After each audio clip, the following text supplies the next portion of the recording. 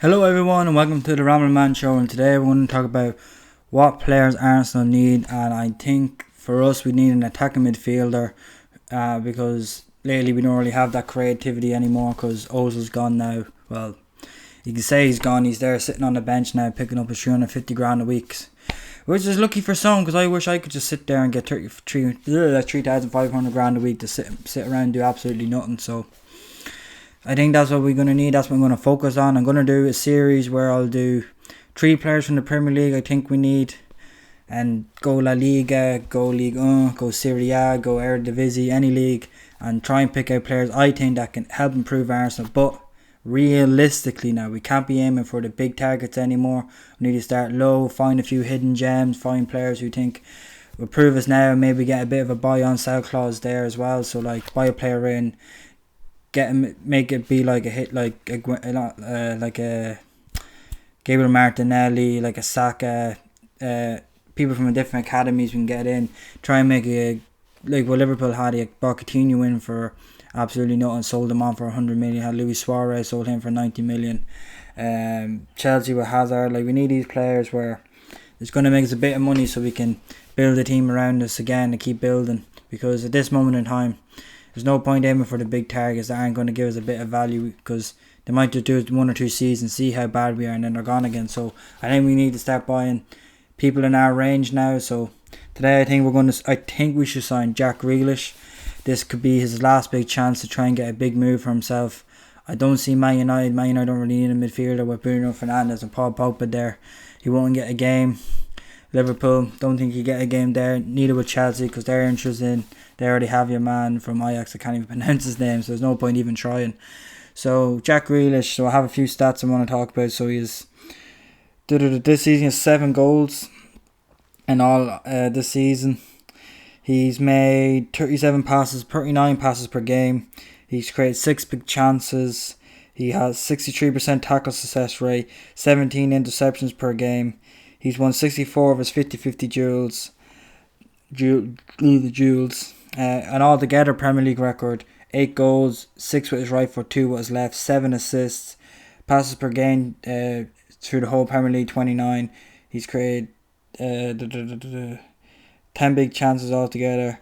True balls per game, he does 2 true balls per game, and then he has 92 accuracy with the long balls. In defence as well, he's very good as well, with like altogether through his 2 seasons in the Premier League, 70% tackle success rate, has won 385 of his duels, lost 265, and he has 1 error leading to goals. So it's not a bad record for Jack Grealish, and he's on a bad Aston Villa team, which you think could be going down. If they do go down, we could get the price down lower, because the coronavirus going around, a lot of teams won't have a lot of money to deal with, and I think this is going to be his last chance. I think, well, he doesn't have to. If he doesn't want, he can stay at the club and retire there at Aston Villa for the rest of his career, but I think he wants to get into the England team. I think he wants to improve on his trophy cabinet as well, and maybe Arsenal might be the thing, like start being in this great project with Arteta. I think his work rate is really good, the way he's won his defensive ability and attacking ability as well, because if you're going to put stats for player to player with him and Ozil, because that's who Ozil is right now, supposed to be our playmaker, but because he's no international duties anymore, he's not with Germany anymore, so he can afford to sit around and not play a game. He's still going to get paid the 350 grand a week. So, and Jack Grealish, of market value, apparently 27.45 million is supposed to be his value, but right now I think we could get him for maybe 20-25 million if we play our cards right. If we do good negotiations, maybe give them a player on loan, because we're going to get El-Neni back, and maybe we could give them a loan, or try and put El-Neni in part of the deal to try and free up that space as well. Or that's if El-Neni would want to go to Aston Villa. But I think it'd be a great player to have. Like, if you're creating that many chances with a team that doesn't have a striker up front, imagine him setting up chances for Aubameyang, Lacazette, Saka, and Gabriel Martinelli and Pepe. Like, he'd have a field day with them up front. I think give him a better opportunity then to get into the England team as well. And it'd be good with Arsenal. Like, there's not going to be a lot of pressure on you to win the league year in year out at the moment.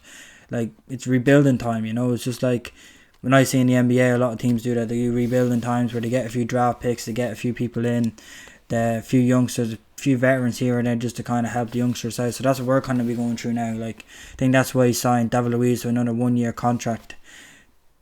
An experience, yeah, I know he makes a lot of mistakes, but that's that experienced player that they need at the moment to kind of guide the youngsters through academy and when they get to the starting 11 as well and onto the bench.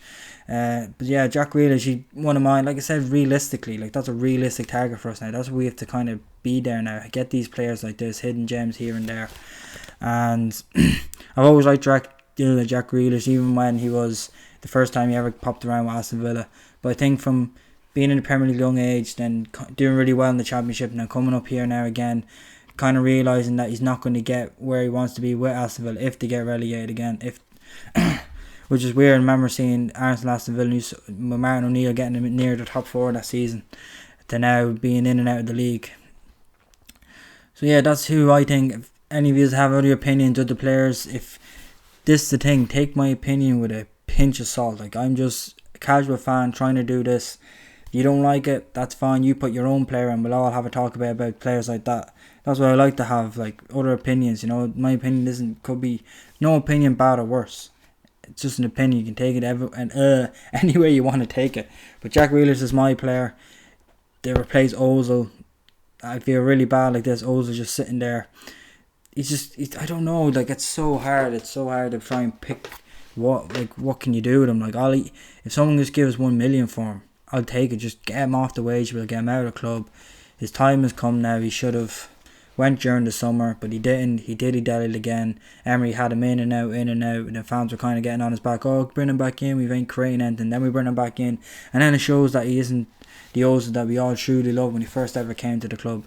And it's very sad because he's a fan favourite with everyone in the Arsenal fan base now. He's kind of like the black sheep. A lot of things are getting linked out about him through the club, like the pay cut as well. So for him, the honourable thing to do is to leave with Arsenal, say, right, I'll find a club, I'll go sign a different contract somewhere else. But he's not. Who would you do it? I wouldn't do it. If I was getting 350 grand a week to sit around and do nothing all day, I would do that 100% every single day of the week. But here we go. That's the predicament Arsenal are in at the moment. Thank you so much for watching, and I'll see you on the next video. Goodbye.